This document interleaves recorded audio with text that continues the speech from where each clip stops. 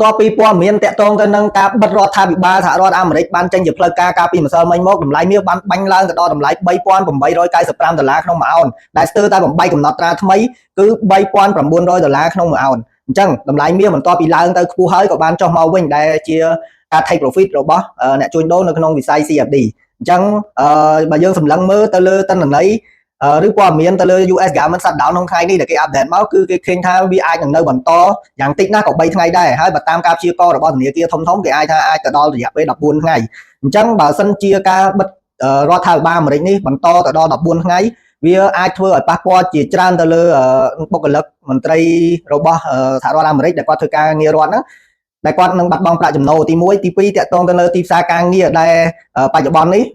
ធនាគារកណ្ដាលអាមេរិកកំពុងតែសម្លឹងមើលមែនទែនដោយសារតែទីផ្សារការងារឯកជនកាលពីម្សិលមិញ ADP Non-Farm ហ្នឹងគឺចេញមកគឺជាទិន្នន័យដកដែលតិចជាងមុនដល់ទៅ30ជាង K អញ្ចឹងទិន្នន័យនេះគឺជាទិន្នន័យដែលអវិជ្ជមានខ្លាំងមែនទែនក្នុងរយៈពេលជាង2ឆ្នាំមកនេះមិនធ្លាប់មានទេហើយទាំងអស់ហ្នឹងសុទ្ធតែជាព័ត៌មានដែលជួយ support ឲ្យតម្លៃមាសហើយនឹងអាចនឹងបន្តការកើនឡើងទៅទៀតដោយសារតែ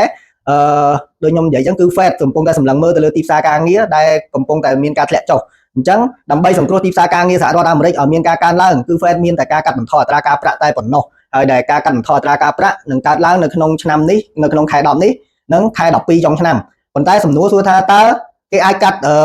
0.25 ពីរដងឬក៏មាន0.25ម្ដងហើយ0.5ម្ដងអញ្ចឹងបើសិនជាកាត់ដល់ទៅ0.5នោះតម្លៃមាសនឹងអាចទៅដល់$4,000ក្នុងមួយអោនក្នុងពេលឆាប់ៗនេះហើយបងប្អូនទាំងអស់គ្នាបាទអញ្ចឹងសម្រាប់បងប្អូនដែលចង់បានទិន្នន័យព័ត៌មាន